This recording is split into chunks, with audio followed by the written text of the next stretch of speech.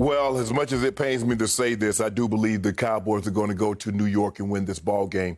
Skip, the Giants really haven't been competitive the last 3 games. They've lost each of those games by at least 14 points. And in the last 2 games, Daniel Jones, trying to come back from the hamstring injury, has been sacked 6 times. And Skip, we know Baltimore has struggled all year trying to get after the quarterback. They went out and signed Yannick Ngakoue, and they in the offseason, they got Calais Campbell. They've been trying to pressure the quarterback. And for the better part of the year, they really haven't been able to get at the quarterback consistently. And they couldn't stay off of Daniel Jones. The offensive line isn't very good.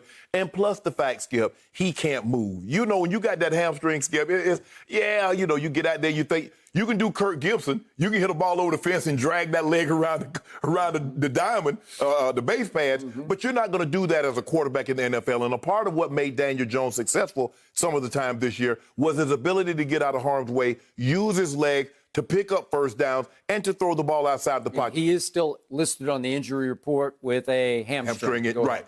And so with that being said, Skip, I just don't see how they're going to, and I know the defenses will put up a great effort, but at some point in time, after 3 and out, and being on the field, as much as I believe the Giants defense will be on the field, they will succumb to the pressure, and the Cowboys will start to pull away from them. So I got the Cowboys winning that first game, the first game, 30, I'm going to say 31-14. Okay. The second game, Washington, been flexed. I just believe that Alex Smith will bring stability that Haskins did not bring. And, Skip, you mention it all the time. You talk about the ray of hope that Jalen Hurts seemed to have been given the Eagles. I believe Alex Smith will provide that. Now, how he didn't, I don't think he practiced yesterday. Maybe it's precautionary. Maybe they're just trying to say, look, we're going to give you as much. I think they said they planned for him not to practice. Right. We're going to give you as much time to rest this calf as we possibly can. We don't want to have to play Heineke. But we will if we have to, Skip. I think that is the last resort. Look, the Washington, the football team, their defense has been a cornerstone all year. They've been great, and they'll need to be great one more game in order for them to win this game. Jalen Hurts is formidable, but teams are starting to sack him. The Cowboys got after him pretty good, Skip, forced into some turnovers. And the thing that we're starting to see, Jalen Hurts put the ball on the ground.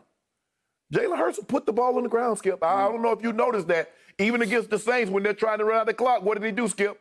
Put it on the ground. Against that Cardinals, what did he do, Skip? And what did he do last week? He turned it over 3 times. So he will give you. I thought he put his knee on the ground before he put the ball on the ground. Who got the ball? I just want to know who got the ball. Unfairly, my team did. Well, we'll go back. Hold on. We'll go back to 2014. Was it 2014? No, 2014? Yeah. Des caught it. No, he didn't. No, he didn't. Who got the ball? Yep. Okay, then. So same thing will go here. So I'm going to say the Washington win this game 24-20. Fletcher Cox hadn't practiced all week. I doubt he goes to. Yeah. D-Jack played 20 plays in the game. Maybe that's precautionary, Skip, coming back. Maybe he plays more this game. He didn't practice with an ankle. Right, and so maybe they're trying to save him, Skip. So, but I'm going to go Washington football 20. I'm going to go the Eagles. Washington 24, the Eagles 20. Okay, my turn. I've been telling you for 3 weeks now, I just have a feeling about my team.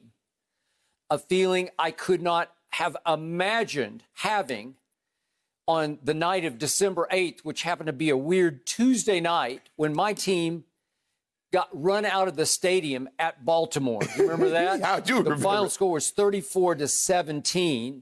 My team gave up another almost 300 yards rushing to Lamar and company. And they fell that night to the bottom of the barrel in what you could write off as the worst division in the history of football. Yeah. They fell to 3-9. And I was done. I said I was done. They went to Cincinnati. I could barely watch it. And a miracle started to occur. They actually looked pretty good at Cincinnati. Cincinnati's not terrible, as we've seen in the last couple of weeks, right? Right. We saw what Cincinnati subsequently did to Pittsburgh, and then, for what it's worth, to the Houston Texans. They're not terrible. My team went in there and ran them out of their stadium 30-7.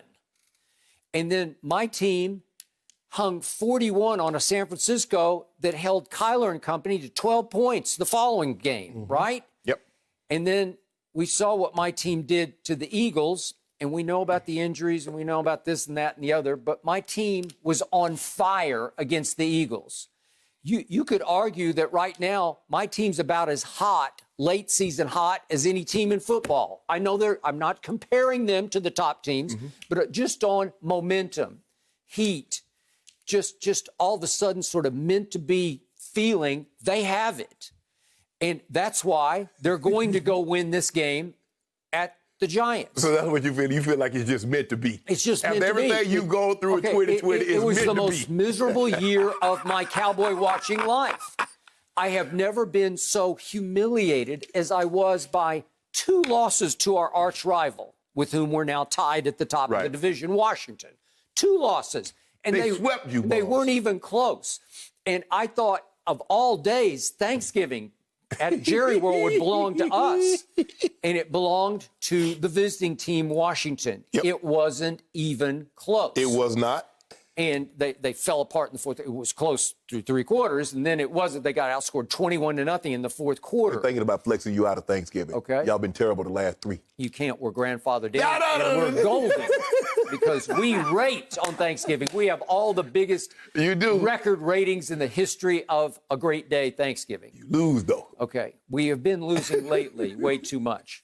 So the point is that after those games, after what happened against Arizona on Monday Night Football at Jerry World, 38-10 and another 300 yards rushing. Yep. Baker and company went in there and rang up 307. My team was on a historic pace to allow the most rush yards in the history of the National Football League. And all of a sudden, we have flipped the script. So, you know what? I'm impervious to today to any kind of ridicule that's going to come from across the table, because you can say we're the lesser of evils in the NFC East. You are. You can say we're only the best of the worst division in the history of football, and you can have that, and I don't care. I even saw a tweet from John Machota, who covers the Cowboys for The Athletic, in which he detailed the Cowboys' quote-unquote road to the Super Bowl. And it goes, Tom Brady at home in a playoff game. Yep. Then it would be, this is all hypothetical, of course. Then it would be at Aaron Rodgers. Then it would be at Drew Brees. Then it would probably be Patrick Mahomes in Tampa in the Super Bowl. That's just pie in the sky. Yeah. That would be the route.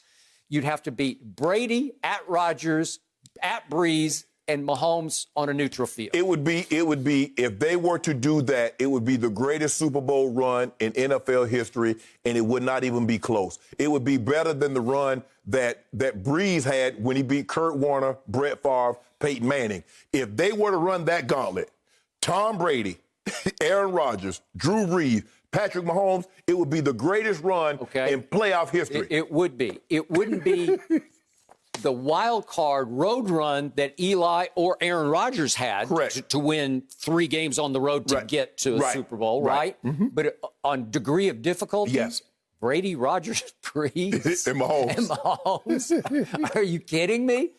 But the first playoff game is this Sunday at Giants, and the opposing quarterback is Daniel Jones. And I think we got this. Everything is common. Daniel, his first name, his last name, everything says.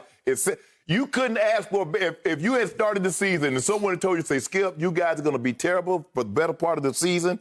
You'll win, last month of the season, you'll win your last 3, and it'll come down to you in New York, beat Daniel Jones with a bum hamstring, and you win the division if Washington loses. If Washington loses. So I feel more confident in my team, I will be the first to admit, than I feel confident in Philly. Yes. And first, my score for my team.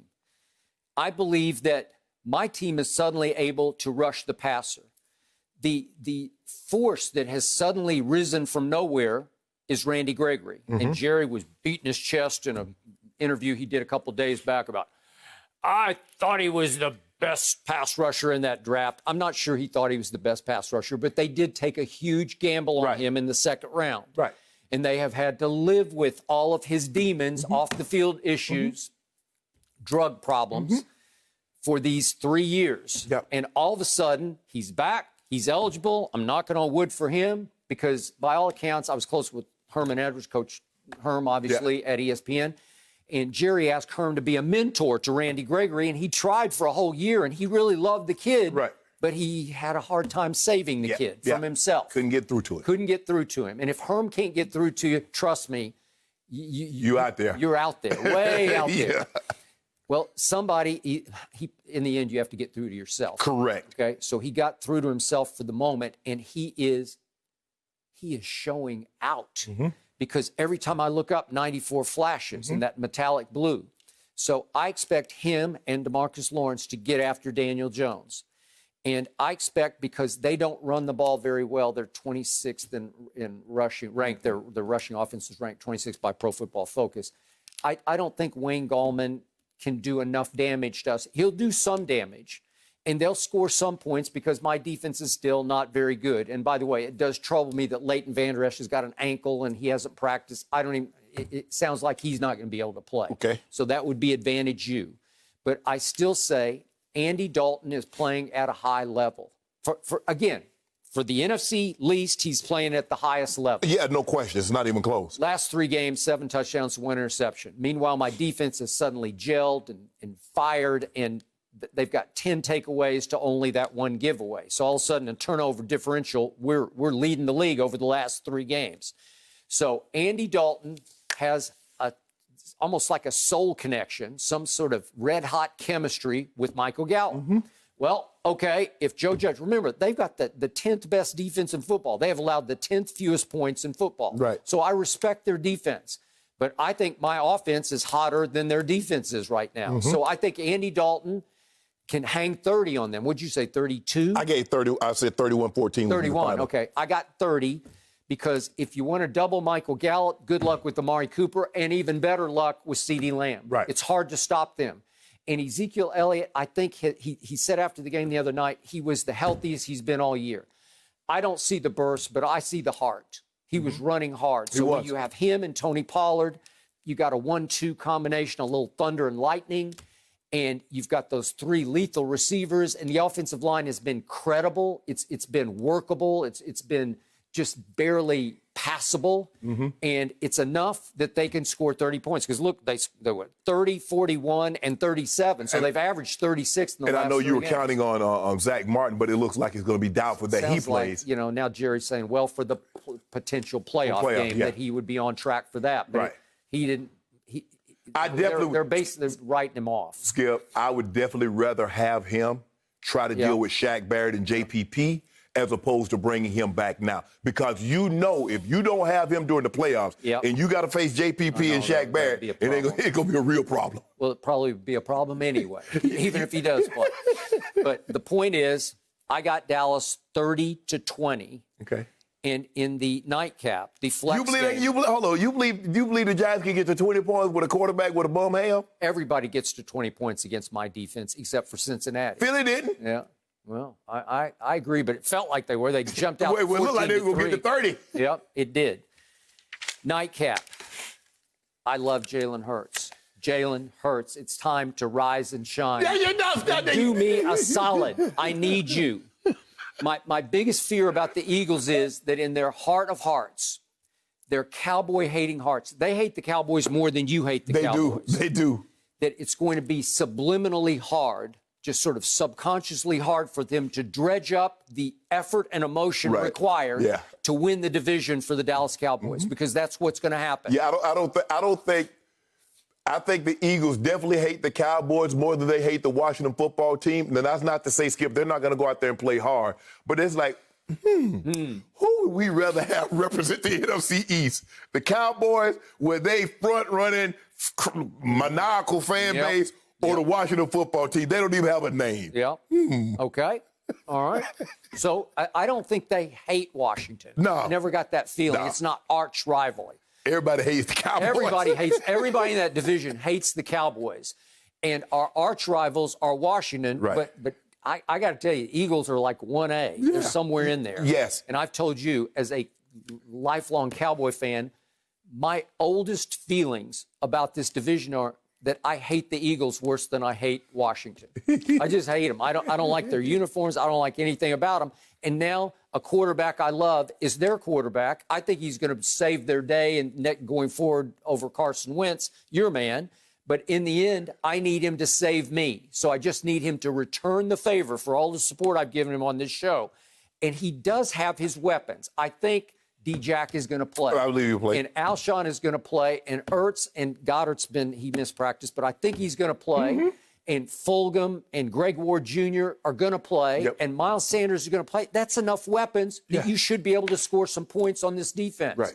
They don't rush the passer that well except for Chase Young. Yeah. So if you can block Chase Young or nullify him or neutralize him a little bit and give Jalen some time, I think he can score some points on this defense. Right. I got it 23-20 home team. Eagles, fly, Eagles, fly. And if you don't, it will be die, me, die. Yeah, because exactly. that's what's going to happen. Well, we got it very close. I got 24-20 Washington. You got it 23-20 Eagles. 23-20. And this will be high drama. And yet, in the end, I just believe this team has taken off. I think it's meant to be. And you know what? I don't care what happens after Monday. I just want to come in one day on Monday and sit over here and pound this desk and say, you know what, to you. Nope. And it will be the last time I'll be able to say that because then I have no more faith after that, and I don't care. I just want to win the division and have one build-up to one home playoff game. And after that, I will let the chips fall on my head because they'll probably fall on my head. I don't want you to have that moment because all you're going to do is gloat. And you're going to talk about the whole offseason, even though your record was terrible, how you won the division, and you had a home playoff game, and yada, yada, yada. There's something to build on. And I don't want to hear that for the rest of the 2021. So, with that being said, I just need Alex Smith to do me this solid. Just do what he's done. Hey, just don't turn it over.